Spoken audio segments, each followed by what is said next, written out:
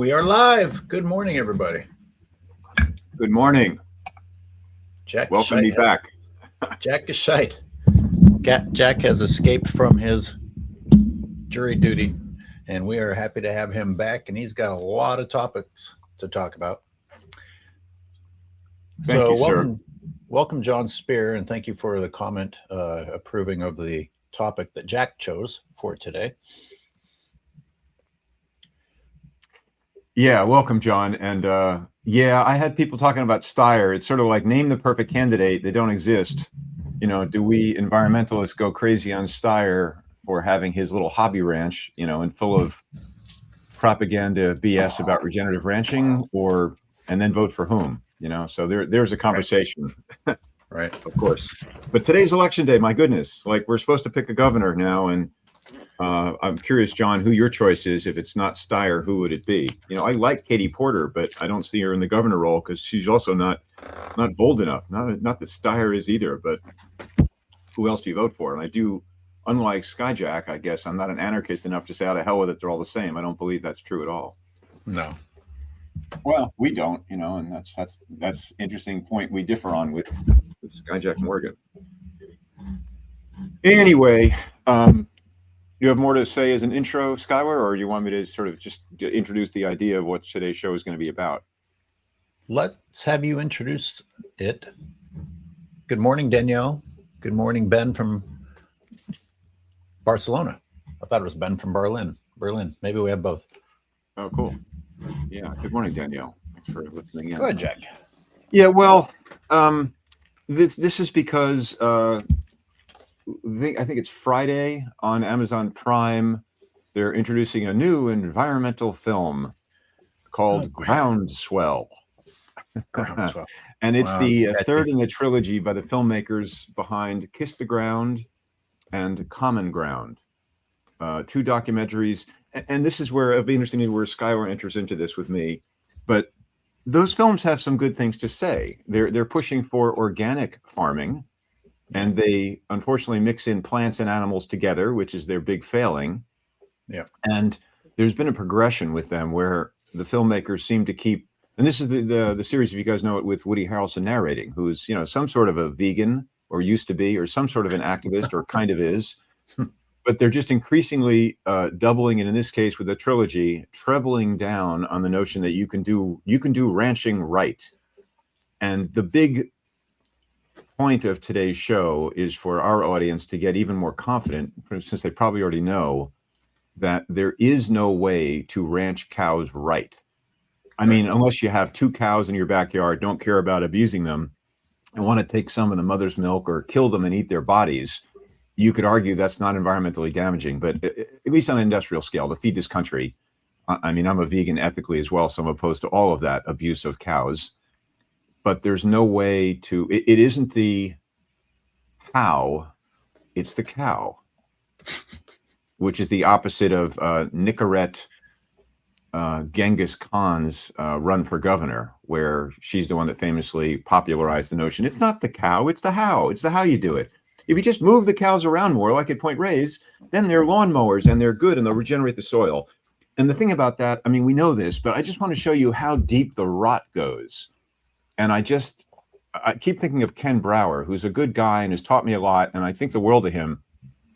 But he's like from another era, where he's a gentleman environmentalist, where you say, well, that's not true, and the numbers show otherwise. And I mean, we need that kind of calm, measured analysis, and John Spear does his share of that as well, and thank goodness. But if we don't also have the, I don't know, propagandists, polemicists, bombasts, people like me and Skylar who are just like, this is a bunch of BS, people. Don't even give it a moment's notice. It's a bunch of BS, and we're going to go into why it is. But we just need louder voices convincing our fellow activists, well, regenerative ranching helps increase carbon sequestration 10% on a Thursday. Exactly. Skylar's face right there. That. Thank you. Do that again. I'm like, Jack, I'm really. Can you hear me okay? Yeah. You okay, sound good. Cool. You sound good and you look good, Skylar. Thank you. Well, I went and enjoyed nature this morning without any cattle, and it's good for me. And it's good for all the wildlife that I saw. Where'd you go? Where's it in San Francisco? Yeah, I'm spending most of my time in the Presidio hiking and running. If I get here in the morning, I can avoid humans for the most part. Cool. And this is this gorgeous piece of what is it, the northwest corner of San Francisco proper, the city proper. It's national land right near the Golden Gate Bridge, right? And it's relatively compared to a city, it's pretty wild, right? Yeah. Yeah. On the ocean, overlooking the Pacific. I think I'm going to do a side piece, but you know how much bigger Point Reyes National Seashore is. But I feel like there are more success stories for rewilding here within San Francisco than Point Reyes National Seashore has accomplished. But Point Reyes National Seashore is so huge that I'm like, well, what if there is a section over here I haven't found? But they've had so long there to make progress, and if anything, a lot of places have been thoroughly damaged by continuing to give ranchers breaks. And you're talking about striving toward becoming organic. Well, people, these places have supposedly been organic for a long time, and it's a hellscape, and it's crap, and it's mother cattle with udders a third of the size of their entire bodies, and it's still stealing babies, and it's still animals that are locked inside of enclosed areas, standing on top of their own fecal matter, and they still have recalls because of the disease spread, as Strauss just recently went through. Mr. Organic Dairy himself. Well, if it's the end all solution, then why did Strauss have to do a recall, Jack? Yeah, exactly. Well, I mean, and that was some sort of metallic machinery part that got into his thing, which is, I mean, it's an additional problem. Machinery? Wait a minute. I thought that this was the old school historic small family. Aren't there own children out there milking the cow? Well, it's either sometimes I think he's got a few children, but I think it's more the undocumented immigrants he pays $15 an hour. But I could be wrong. I don't know. I don't actually know. When you're lucky, those have been replaced by machines also. Even in the small organic dairy farms.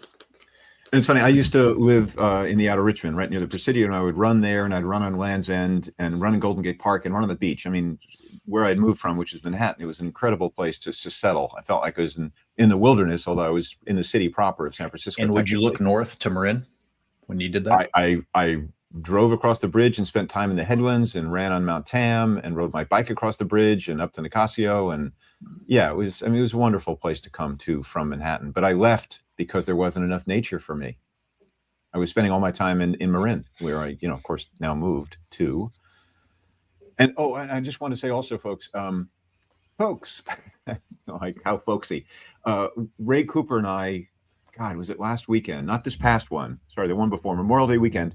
On Memorial Day, Ray and I went to an undisclosed location inside Point Reyes Seashore, 71,000 acres, and it was a trail that had been closed, which we went on.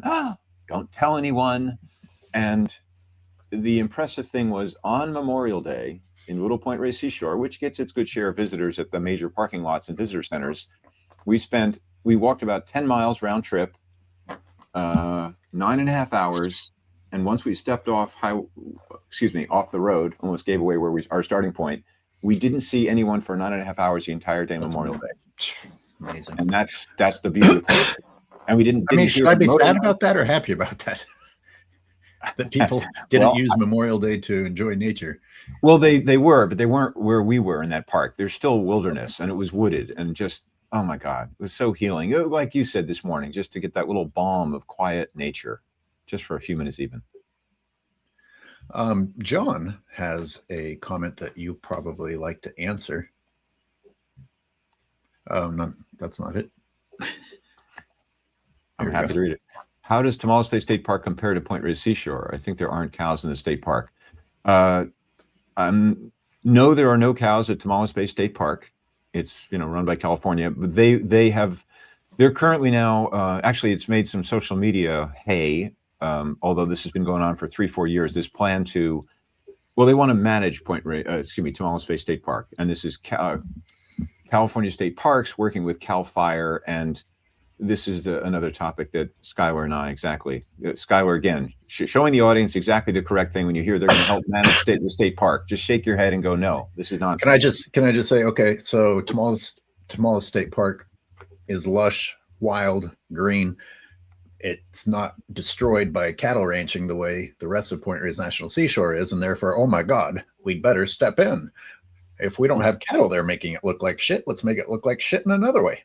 Well, what they will do is they'll cut down a lot of trees and thin it and open it up and dry it out. And this is claiming that it's I just read some of the report again from them. They claim it's unhealthy and overgrown and too much fuel. And I mean, it's complete freaking nonsense.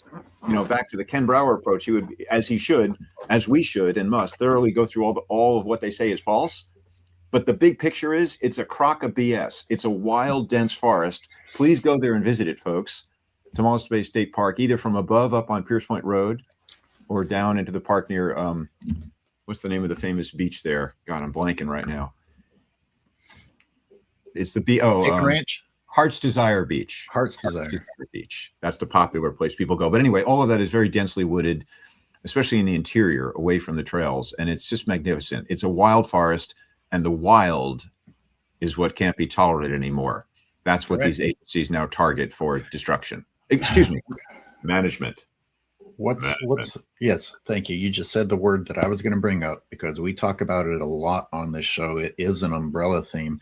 Humans just can't not manage things. We just have to be in charge of things. And I'm experiencing it during the time here. There's an area that I cleared of the invasive weeds that ranchers brought to North America, wall barley,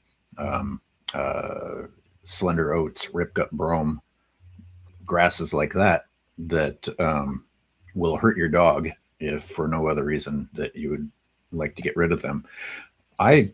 For some reason, they continue to do dumb things like weed whack and leave these plants so it just distributes them faster and it never solves the problem. Wow. So I just hauled it all away. And guess what, Jack? Nature was ready to respond. And California poppies came up. And I've really enjoyed the fruits of my labor. It wasn't that much labor, but the reward was big, watching California bees collecting pollen and nectar. And here come the managers and pull up all the poppies. What? Because they say those aren't the right poppies. Now, if we had a pristine, perfect situation and you wanted to insist on that, that's one thing. But California poppies exist surrounding the Presidio in every direction. There's no reasonable argument to be made that wind and birds could not bring California poppies into that area. And furthermore, they were satisfied with it being European annual grasses. But when beautiful orange poppies helping bees grew, when I finally managed the land properly, in my opinion, by actually hauling out the issue and making space for nature to return, they're like, oh, well, this caught our eye. It looks too good. We better do something about it. You know, so yeah, very upsetting. And this, for me, the other theme is when I walked through Tamales Bay State Park with a group of land managers. There was one young guy in his 30s, educated, nice, affable, his heart was in the right place, but he had bought into what I would call the industrial gardening model. He walked through a forest and was saying, yes, we need masticators in here. And he said, oh, Jack, don't be upset. It's just like, I was upset by it too at first, right? But then he drank the Kool-Aid and of course, takes his paycheck. And then he just called it mulching. A giant machine that cuts down the entire forest floor was called, well, that's mulching. And I'm like, it's a forest. It's a wild forest. Like, don't you get it? You don't need to bring in industrial machines or, of course, herbicides. If forests needed humans to mulch, what did it do before humans came along? Well, they would say, we're doing just what the Native Americans did with their TEK. No, before humans. Was mulching and pesticides. No, before even Native Americans. Let's just remove that argument entirely, because Native Americans weren't always in forests either. Well, not for millions of years. So meaning, are you saying, Skyward, that for millions of years, forests didn't need humans? Is that what you're saying? I know, crazy. It is. What's crazy is isn't leaf drop? Isn't leaf drop mulching? The reason that we don't go off on this, and when you and I are arguing, I want to hug you, is like, you get it. It's just such a basic premise, which is nature doesn't need humans. And the other basic premises are egos and the fact that you have a 4-year degree and, oh, one class told me that we should masticate. You don't fucking know what you're talking about just because a class told you. And it's not that education's bad, but it can be bad.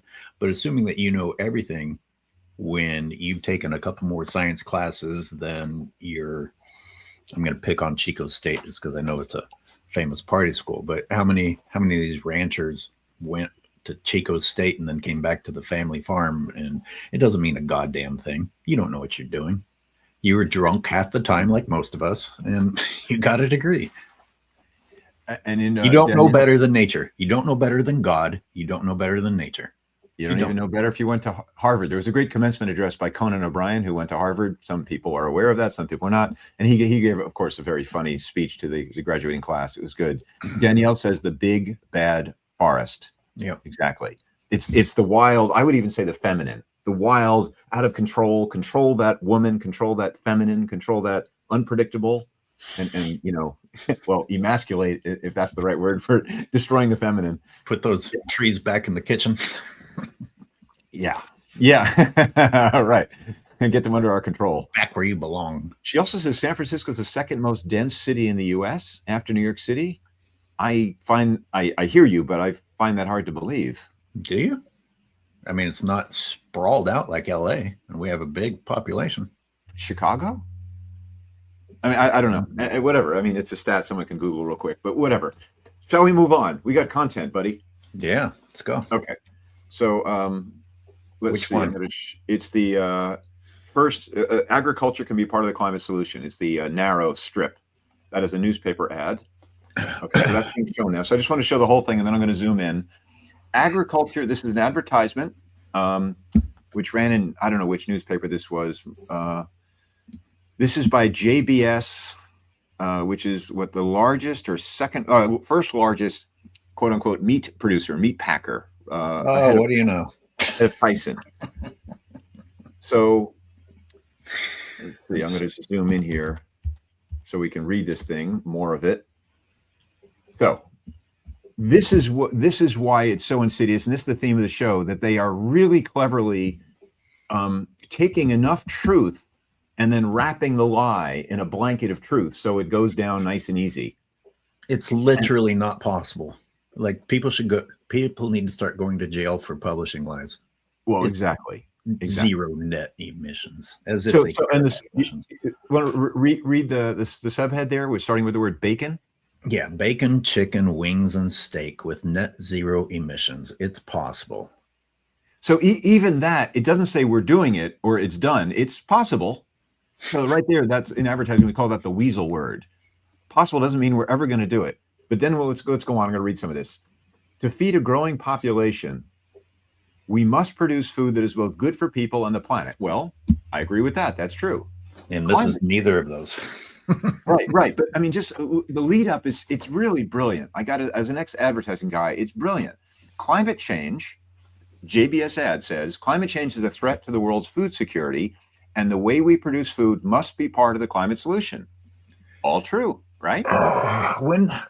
Right? Can we find a date and time when these same people switched from denying climate change and then adopted climate change, but said that we're going to be part of the solution to climate change?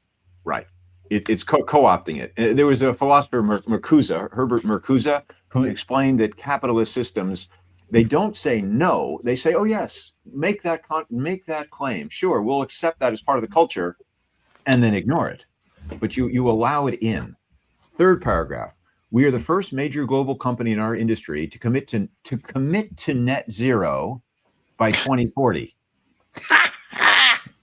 And then it says, don't push yourselves too hard. Right. Can it actually be done? We think so. And we're taking real actions to achieve our goal. Now, what does that say to you, Skyward? What commitment is there? It's pretty vague. I don't know. Exactly. It's completely vague. It doesn't commit to anything. It says, we're going to really try, kids. Really. Next paragraph. We're setting. Is anyone else tired of farmers sounding like politicians? Well, exactly. It is Politico speak. We're setting time-bound, that's hyphenated. We're setting time-bound, science-based, hyphenated targets and backing them up Oh with God, $1 are all billion. you stupid people out there impressed? Did you like that sentence that meant Right. nothing? But And that's, I want people around it, so you're impressed by it. Most of you guys, audience, if you know this stuff, just bear with me. But it's so important to emphasize this stuff and to spread the word that this is the kind of language that will fool people who don't know the stuff. We're setting time-bound science-based targets and backing them up with $1 billion in capital over the next decade. We're supporting producers by investing $100 million by the year 2030 in on-farm research. It's like saying climate change is real, and we're doing a lot of research because this is serious. We're not actually going to do anything, but it's serious. And then here's the last paragraph. We'll cut our own emissions by 30%, less than a third, by 2030. So in the next 4 years, they promise, no legal commitment to do so, and eliminate Amazon deforestation from our supply chain within 5 years. We will hold ourselves accountable by sharing our progress. Last sentence, we go at it. By sharing our progress and tying executive compensation to environmental performance. Why are you sourcing from Amazon slash and burn in the first place, you pieces of shit? Exactly. Well, I'm supposed to pat you on the back again, just because I'm into the Holocaust. Not doing that. Right. We make a commitment to stop slaughtering Jews in the ovens and reduce Wait, in 30 years use by 30%. You'll stop slaughtering Jews in 30 years. Well, by 30 we're making it's an absolute commitment because we believe Jews are a very important part of European Jewry and population. I'm Jewish, by the way, folks, in case you go crazy. And wait till you hear my Holocaust talk at SF Vegan Fest in November. So, and then the lead out is leading change across the food industry and achieving our goal of net zero by 2040 will be a challenge. Anything less is not an option. Strong words that mean nothing. 2040. I'll always remember that as the date that they estimate the ocean to be empty by. Right. And guess who's helping empty the ocean to feed cattle? Anything less is not an option. Or I would say everything we suggest here is not enough, even if we did it. What if I were to speculate on what on-farm research means? I'm going to guess it means farming and making propaganda films. So again, I mean, you know, this is an educated audience, and you guys know this stuff. But I'm just I want to make a recording of this show to just put out to other people who don't look at this stuff as critically as we do. And thank you, Ben from Barcelona. Such a joke, an absolute freaking joke. And they spend a lot of money doing this. And I guess people who don't know any better that just look at this stuff cursorily think, hey, wow, look, they're making a commitment, whatever that means. Jack, I would like to point out something that they weren't specific about and relate it back to something disturbing that I learned. They didn't say what emissions they were going to cut, but what did they say? 30%? Because I'm very curious which emissions they're referring to, because what I learned is that transportation vehicles inside of the meat industry get lumped into the transportation sector of emissions. They are alleviated from being held responsible for all the vehicles that are used inside of the meat industry. That all gets thrown onto us as if that's part of our emissions. But you and I have seen, just going to these organic farms in Point Reyes National Seashore, how many massive vehicles are out there and the variety of them. And it's around the clock. Like, I don't think, even with the number of tourists going out to Point Reyes National Seashore, I mean, and there are a lot, I'm wondering how the emissions from tourist vehicles compared to the emissions from the ranchers that are emitting from their vehicles while causing other emissions to take place. So when I think of Albert Strauss wanted to bring 4,000 demonstration dairy cows back in, and I think about, I mean, let alone the torturing those poor mother cows and taking their babies away from the vegan ethics perspective, but the water trucks they have to bring in, the milk trucks, if they're going to milk the poor cows and take the milk out, the paving damage that'll be done. They have to do paving trucks to fix the roads because of all the damage of the trucking equipment. and on and on and on. It's heavy carbon emissions, and of course even greater methane emissions, per GHG molecule of heat absorbing gas.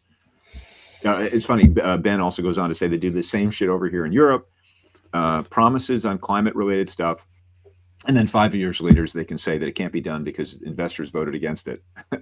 Exactly.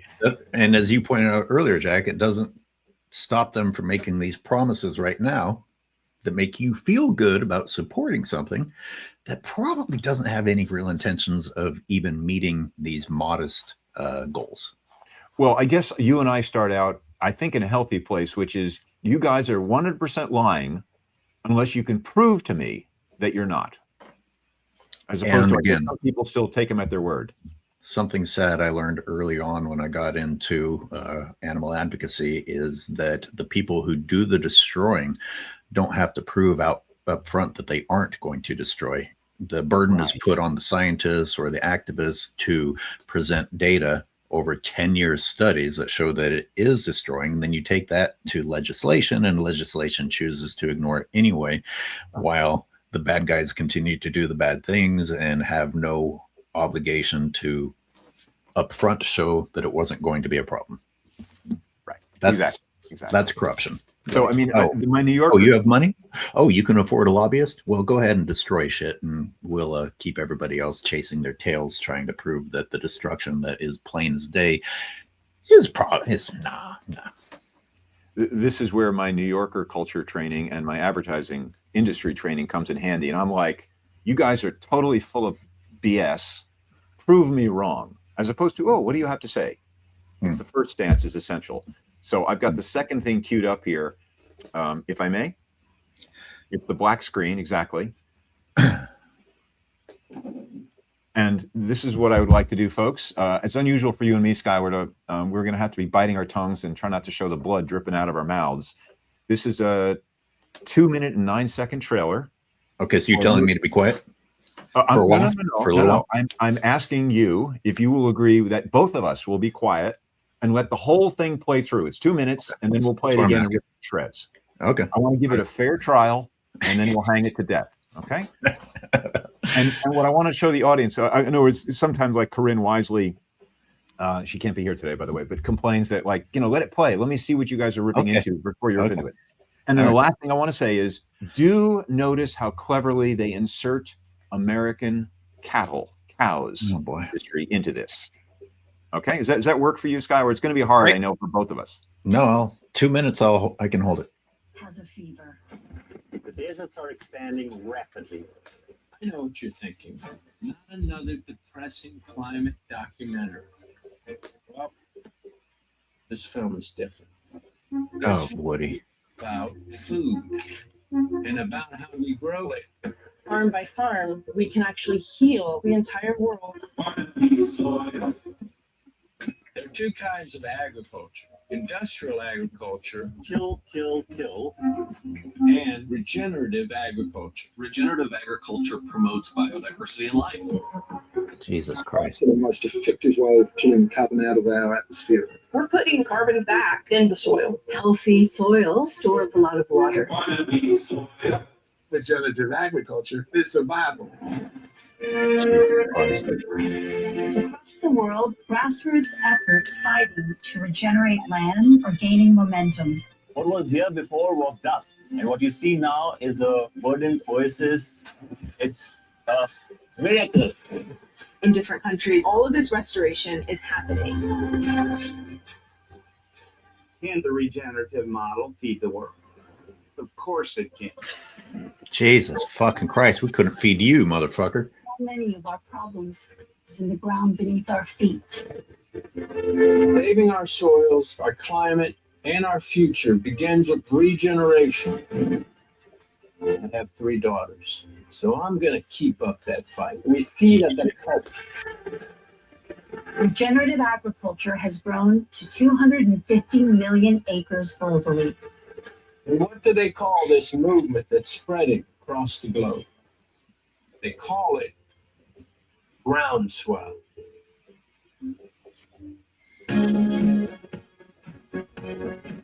Okay. Thank you, Skylar. How was that as an experience to watch? You make me hold in anger for 2 minutes and then I just shut down.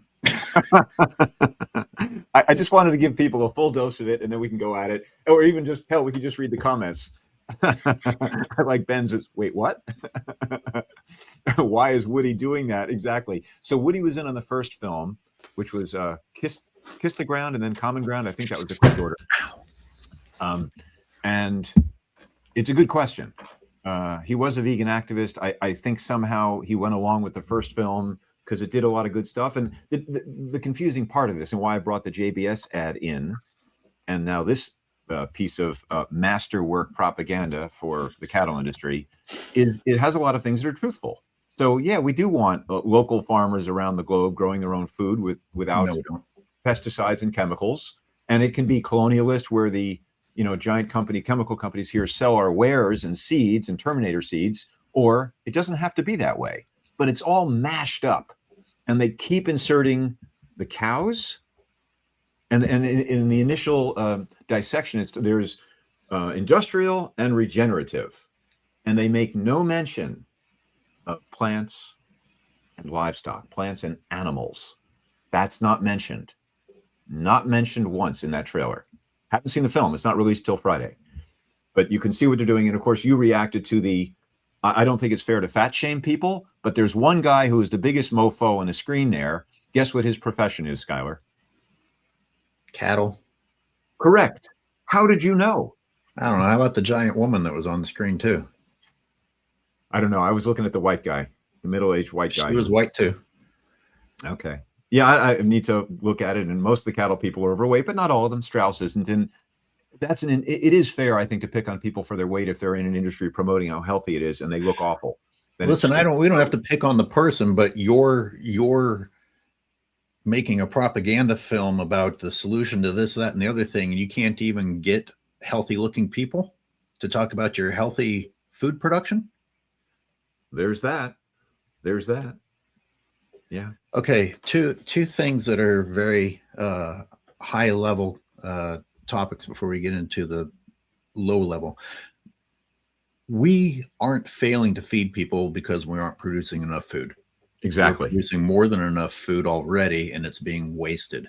So there's one. So this idea that, we have to do this to feed a growing population. Bullshit. You're already not feeding a population with the food that you have.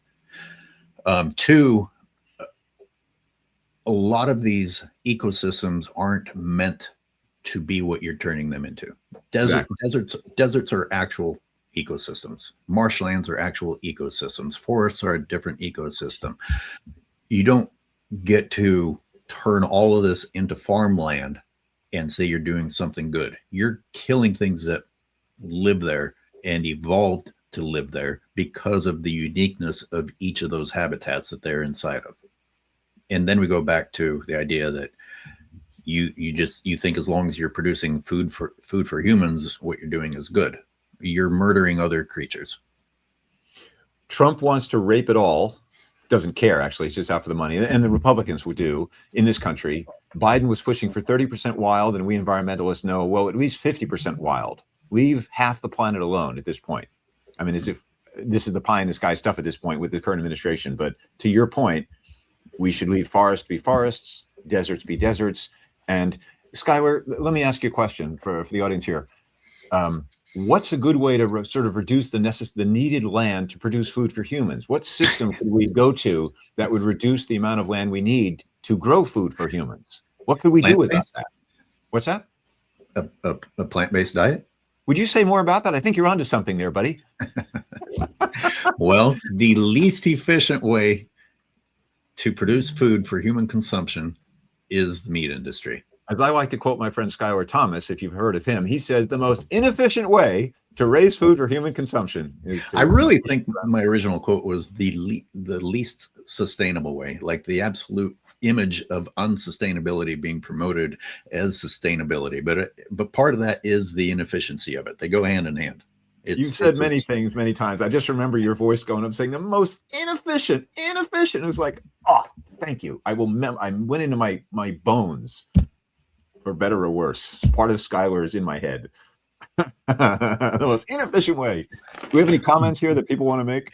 Well, it seems that we just have Ben, and then Okay. the vegan person's kind of like, I'm not even sure they're listening. They're just posting a bunch of stuff. But we do want comments from those who are listening or questions. Any objections you have to the points we made, anything that you think is inaccurate about what we have said. You know, by the way, I started, I don't know if I even ever published it, but me going through the aisles of grocery stores looking for hay, since, you know, when you talk about the meat industry and all this land that you see in California that's being used to grow hay or other types of crops, that's just step one before feeding the animal that's using 50% of the rest of the land. And then that animal has to continue doing that for years and years and years while consuming water that we don't have before it's big enough to be profitable at the slaughterhouse. Or you could walk out and pick an apple off of an apple tree. Put up. But that's rabbit food. That's rabbit food. We're not in the cool category anymore. I'm in the cool category that wastes the entire planet trying to eat something that I can't even digest without turning into a giant blob. Or I want to live like my ancestors and have a paleo diet. So would you pull up? John Spear has a good comment there at 9:39 a.m. a minute ago, which I appreciate. Calling this movie a documentary is an insult to documentaries. Yeah. It should be called what would it be? A propaganda doc? A propadoc? Yeah. Well, that's what it is. And by the way, Vegan Anthem, Skylar and I agree with you. We're both vegan advocates and ethical vegans as well. But the topic of this show is debunking this environmental nonsense that too many, I mean, there's a lot more so-called environmentalists that aren't vegan. So I do think it's also worthwhile to attack from all angles and explain that, well, even that you say you want to be an environmentalist, you're completely hypocritical if you're not vegan. And then also tell them, and by the way, it's the hugest, biggest justice atrocity being committed forever by humans on the rest of the what's this film's true goal? It's to make you continue to feel good about doing something you're already doing. Go into the supermarket and buy organic regenerative labels, I guess. Yes, yeah. And how many people notice, God, I wish there was a way to make this more interactive. How many people can guess what I'm going to say about the biodiversity line that I heard in that film? Remind me what the line was that you're picking on? Increasing biodiversity. Oh, God. Through agriculture, which agriculture is the leading cause of loss of biodiversity, ladies and gentlemen. I'm not making that up. It is. Cool. Whether not even animal agriculture, period. But replacing biodiversity with human commodities, whether it be plant-based or animal-based. Animal-based is worse, but the bottom line is you are not increasing biodiversity by commoditizing the planet. I constantly will emphasize and underline separating it out, plant and animal, because animals require at least 10 times more land. It matters. But if you fly on an airplane and you're not flying over a feedlot, you're still flying over squares and rectangles and shit, because we've taken everything and turned it into human food production. You know, the only places you see that aren't squares and perfectly drawn geometric shapes are forests, maybe some national parks, and the ocean. Well, and to your point, there's plenty of food. We're doing it at this point just to rape and pillage more for profit, you know, because companies we've got this capital engine going, which is like, let's just cut down more trees and make more stuff and we get more money. It's not about, we're actually going to, well, it's like, I mean, my gosh, our current so-called president has started a war with no purpose and no end. No Sorry, purpose. I meant when I said forest, I meant mountainous forests, because even forests that aren't mountainous are probably the first to be chopped down for the sake of agriculture. So I didn't see anyone guess. The answer is, while they said increasing biodiversity, they showed sheep. Right. And you know what's tricky about statistics? You know that the line that the saying, figures don't lie, but liars can figure. if you take a Tamaulipas Bay State Park forest and cut down a square acre of it, just cut it to the ground and plant crops, you have technically increased biodiversity because you put some other species into that place, which was a wild forest that didn't have, whether it's cows or sheep or vegetables. That's the trouble with the term biodiversity. It's too vague. It's so broad as to be, for me, pretty much meaningless. And in fact, well, how about this? How about this? When we look at the fact that, geez, the number is so staggering that I always doubt it every time I hear it, but it's 96% of the planet's biomass is us and livestock, and only 4% is wild animals. So if sheep are part of the 96% category, no, you don't get to call it biodiversity.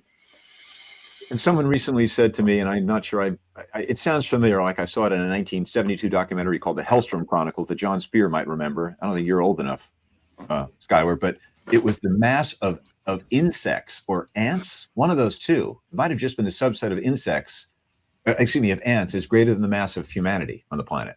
I don't know if that's, I don't know if it's true, but it should be. Maybe at one time it was true, but like I think the mass of insect poison being sold at Costco is larger than the number of insects we have left now. Right. Yeah.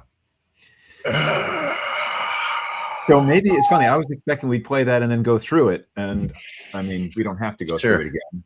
Sure. Well, I don't know. I mean, you've got other things lined up, so I'll let that be your decision. Okay. Well, the other thing I can do is I'm just going to drag the playhead. If you want to show this thing, I can kind of quickly whip through. We don't have to do the whole thing. Okay, I'll say one more thing that's sure up my head. You know, sometimes they put other ethnicities on the screen. It looks like some of it's taking place in Peru and some of it's taking place in Africa and things like that. Guys, you're not supposed to be cattle ranching in Africa. Sorry, you're like, because they're black and tribal looking doesn't make it good. Every single time that you create an industry where it's not supposed to be, that means that you're killing what was there. I'll go you one more. And stealing the water from those animals. What you said, and I'll take it one step further. See if you agree with this. We shouldn't be cattle ranching in this country. Anywhere. Yes, in Europe. Here. Well, yes, aren't domesticated cows descendants of water buffalo from Asia? It's my understanding. Sure. And of course, and the other very clever bit of sophistry that the cow industry pulls is saying that we're going to run cows around the land as if they were bison, and they're the same. And to be fair, when most people hear that, if they're not familiar with the issue, it's like, well, why isn't that true, Jack? Because they look about the same size and they're both herbivores. It's confusing unless you know that they walk differently. No, it's dumb. Well, we think we know because you didn't think about it beyond the fact that they have 4 legs and hooves. I do censor myself sometimes, believe it or not. I believe you right now. I was filming a homeless dude trudging through the native habitat here, looking for a place to sleep or something. I don't know. Maybe he's got to camp out. And I was like, that looks about as nature friendly as cattle moving through habitat. That's the difference between wildlife and cattle. Like this clumsy human just trampling everything in his path. That's more likened to watching cattle move through native habitat than watching a native ungulate like an elk or a deer move through habitat. They aren't even freaking close, people, other than the fact that they eat plants and have hooves. They walk differently, they eat more, and they're an extractive industry. And I didn't know all the things I just said. I didn't know all that until I talked to Laura Cunningham and Ken Brower and read George Werthner and other people who educated me on the issue. So I think you are so educated and in this for so many years, you forget that some people don't have any of that foundation of knowledge. So it is, well, they're 2 big herbivores. They're the same. They don't know. Yeah, and you know what? I didn't need to include the detail of being homeless. It happened to be, but because that's the only reason I would see another human being out there at the time that I go. But human beings in general are clumsy and not a part of that native habitat. So maybe that's the better explanation of it. Cattle don't have anything to do with that land the way that humans trying to go through it with their unathletic selves would do it. You brought a commodity from another country that was a commodity there. They didn't even play a role in the environment there. And then you dropped them in a very delicate system here that took millennia to get to where it is. And you just drop them in there and act like, yep, that'll be exactly the same as the native animals that have been living here for millions of years. Yeah. Fucking stupid. You see why I think it's stupid? You didn't think about it, humans. You stop giving yourselves credit that you don't deserve. If you want to praise yourselves for being critical thinkers, then think critically. Say something nice. Critical thinking. Yeah, well, of course, I have to balance the angry Skyward will drive all the people away, except the people who are angry and think, right on, Skyward, say it, preach it. So maybe we don't need to touch any more of this little trailer, and just we can move on to the third and final, the world premiere of a new music video by the Tree Spirit. The soil stores a lot of water. Whoops, is that it? No. I'm going to do the same thing. I'm just going to screen share. So it's. Oh, by the way, the carbon sequestration by annual crops is absolute fucking nonsense. Well, they're arguing.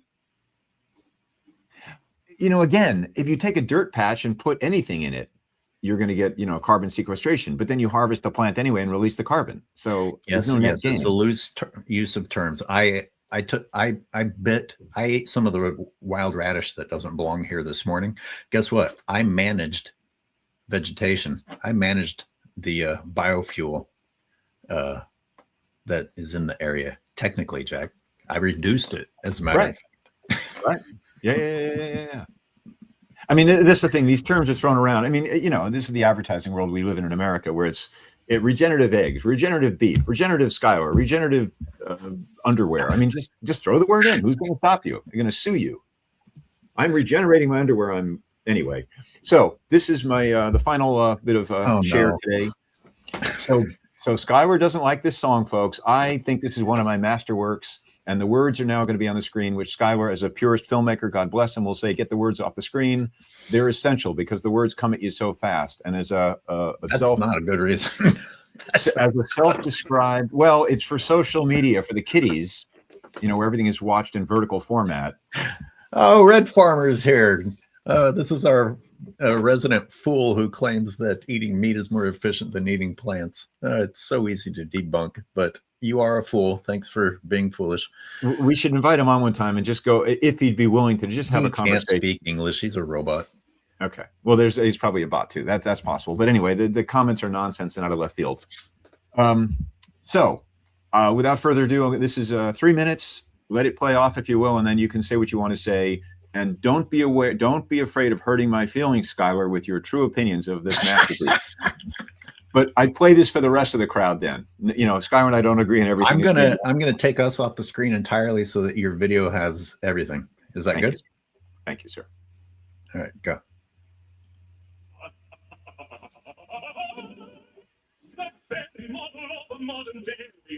I think your volume's too low. With knowledge of my ruminants ejaculate and grazing land. I know the work of savory Ted Turner, Joe Salatin. From Bakersfield to West Marin, I want more land to cash on in. I'm very well acquainted too with soil that's regenerative. I oft repeat new grazing words like holistic and targeted. But carbon and grazing grass I'm full of cows and bulls. With endless artful dodges of manure by the boat load full. With endless artful dodges of manure by the boat load full. With endless artful dodges. Manure by the boat load full. With endless artful dodges of manure by the boat load full. I'm very good at marketing and making milk labeling. I know the lines of Stalin and of billing. In short, in farming, holistic, organic, and sustainable. The very model of a modern easy criminal. In short, in farming, holistic, organic, and sustainable. It's the very level of modern cheesy criminal. I love my ranching legacy, my mom and dad and family. I pick and choose my history, omit our natives killing spree. I babble on about the land, pretending cows regenerate, when in truth this crap is really how our income generates. I will hide my milking ponds and ponds full of cow excrement, and lie about the methane gas that turns the planet into dry cement. Then I will bend and kiss the ground so you can kiss my ass some more. Whilst I'm riling my dairy cows, I'd say I love Jesus. like horse. Then he will bend and kiss the ground so you can kiss his ass some more. Then he will bend and kiss the ground so you can kiss his ass once more. Watching my lady dairy cows, he says he loves the tree. Then I don't like more fancy words, extolling virtues of my herd, which the public swallows clueless that it's just another juicy turd. In short, it matters for my end of soul to regenerate. I am the very model of a modern farm regenerate. In short, it matters for my end of soil to regenerate. It's the very model of a modern farm regenerate.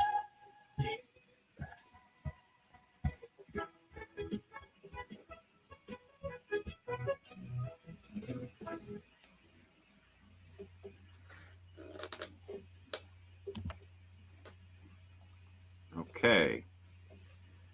Thanks for letting me air the world premiere of A Modern Dairy Farmerman from the Pirates of Private Land play by Stephen Sondheim Jackishite. How many of those were taken from organic dairies? The one that's amazing is that shot of the slow pullback of that poop pond, the circular poop pond. That's all cow manure of a little Midwest dairy farm. I mean, it's fun to find this footage and throw it in there. And even some I pulled from the trailer I showed earlier of groundswell. Why don't you ladle up a nice glass of that, Red Farmer, and drink it? It's full of meat nutrients. Guzzle it down. So I like doing these at the end. Just in case people can't handle the graphicness of it. And so there's a couple of vegans here. That is nothing, as you know, Skylar. Oh, compared to the truth of what is done to cows. That is, in fact, I did a Paul Bashir AV, intensive 2 weekends ago on Labor Day. That's right. You were there as well for some of it. And he said it, and it was reminded, he's right. He did give me a little more fire for it. Whatever we show people about how bad it is, it's much, much, much worse. It's the tip of the iceberg. It's to take one of their phrases, defending the cow business, the cow exploitation business. It's just one bad day after another. Yeah. It just ongoing confinement, torture, abuse, early death, and whatever I show there with an artificial insemination and abuse of cows is so minor. So I no longer hesitate to show that stuff, and I used to. I mean, when you realize that the best day of their lives is when it finally all comes to an end, when they're killed. And the only reason I even hesitate about that is that last bit of time is so over the top horrific. Right. You're just standing in line while other people are being killed and being marched toward that. And, I mean, if you're a human being who sits there and says, "Oh, but the stun gun is approved by so and so," or the slitting the throat is the best possible way to. I mean, where the fuck is your brain actually going? For me, when I do street outreach or outreach with people, I do say, so tell me, you've heard of, you buy the humane, oh yeah, I care about animals, I respect them, I love them, whatever. So tell me exactly how humane kill works. Specifically, where do you hold the animal? What's the setting? What's the kill device? Knife, bolt gun, shotgun? How does that work? And, I mean, it's just one of 100 ways to point out our taught hypocrisies, part of the culture. Jack, if we were, okay, let's take the manner of being killed out of it for a minute, since humans are weird enough to actually try and justify those. How about the fact that something bad is coming? Just put yourself in the position of being in this building. And how about in the old days where you actually used to get punished at school and you're sitting outside the principal's office and you know you're about to get paddled? Was that a pleasant experience, the lead up time? I don't have to show you a throat being slaughtered or a bolt being put in a head or failed electricity before being boiled. It's a terrible experience. And before that, you have the terrible, terrible truck ride, slammed in with other animals cooking to death inside of a truck, breathing in the excrement of the others that are about to be slaughtered with you. I mean, this is what you meat eaters want to pat yourselves on the back for. And none of you are as healthy as Jack and I, who are older than you. So just get out of town with your ridiculous bullshit excuses. You have an addiction or just a really selfish need to indulge in consuming flavors that you like to consume. And that's a terrible, pathetic excuse to do something evil. And it's far worse than what you say. I thank you for calling them cows lining up for slaughter people, because they are. And, of course, even if people debate that, they're certainly highly emotional creatures and sensitive. And then so if we put ourselves in their shoes, we wouldn't experience it as powerfully as they do. We could anyway. Yeah, it's a horror show. It's a horror show. So Susan Kirks, thanks for joining. Yeah, I will put it up on social media. I wanted to show it here first, and it's just over 3 minutes, so I'm not sure the length of maybe a reel on Instagram and Facebook. I will share it out. Yeah, it's also on my treespiritproject.com songs/songs page. It's sitting there right now. I just went and grabbed the link from your channel on YouTube. Oh, okay. Well, I send people to my. It's easier than that, unless they can. I don't know whether people can copy it out of there, but it would be. Can I join the chat? Can I? Am I as a guest? Can I put something in the chat? God, I would hope so.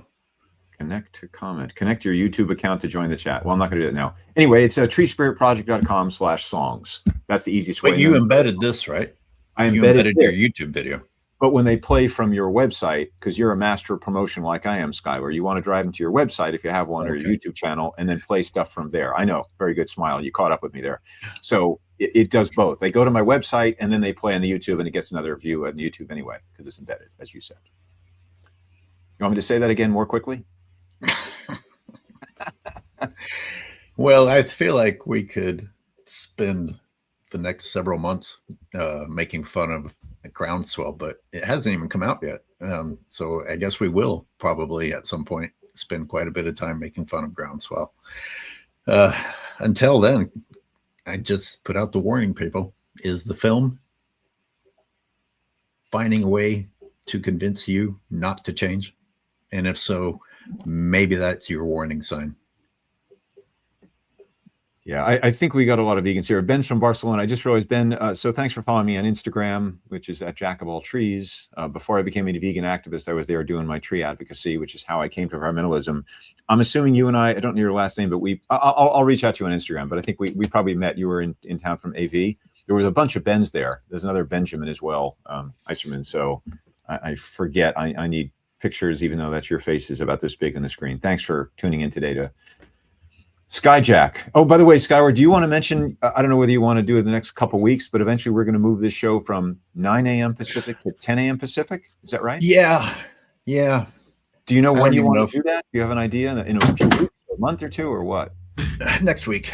I don't think we need it in 2 weeks. Next week. Okay. Whoa. Let's tell the kids then when to see us next week. So I guess we're going to move the show now. This is the high-level discussions Skyward and I have in planning the show intimately and intricately. So next week, this show will be an hour later in the morning at 10 a.m. Pacific time, 1 p.m. Eastern time. I forget what that is in Europe. I think there's an 8-hour difference. But anyway, we're moving it an hour so we can better accommodate our lives. I'm out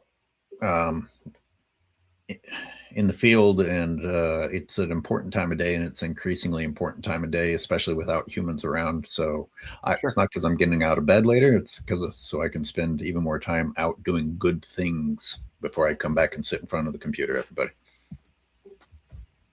And Ben, I appreciate that you're following me on social, even though I'm not there. I guess I'd better get back there. I haven't posted anything on social in ages. I want to converge. Before I do that, I want to converge all my different accounts because I can't possibly keep up with all of them. I need to converge the shark thing, the point raise thing, and the vegan thing. I just has to become Skylar or Watching Humans or something. Yeah, Skyward Watching Humans. That's great. I don't think they allow it anymore, though. I looked into it, and when I found out that I couldn't. I think that they got rid of that option, merging your accounts. So I just gave up and got back to doing this. So another, that's great. Another damn vegan says, oh, I'm sorry. There's two guys working together. So Ben says, no, I haven't been in the States in 2013. So I didn't meet Ben from Barcelona. He's in Spain, soon back in Germany. All other Bens are just fakes. There can be only one real Ben. We're glad we have the real one, Ben. He's got a buddy. He's got a buddy who says, that's right. There's only one Ben, says another damn vegan. I love our chats. I love our audience. Well, thanks for being here, everybody. Welcome back, Jack.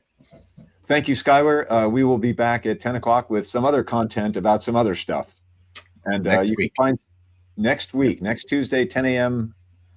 Pacific time, an hour later. And you can find Skylar otherwise at Watching Humans on YouTube. And I am Jack of the treespiritproject.com. Any old time there. Also, we're both on Instagram and YouTube. And Skylar, are you on tomorrow again, Wednesday? No. Okay. Is there any? I'm taking an additional couple of weeks off, and then I will resume with Sky, and that's also going to be at 10 a.m. Okay. So you're pushing stuff. Yeah. Just if there's anything else you want to tell people before next, we appear again together next Tuesday, 10 a.m. Anyway, thanks everyone. Thank you, Skylar. Thanks, Jack. Okay.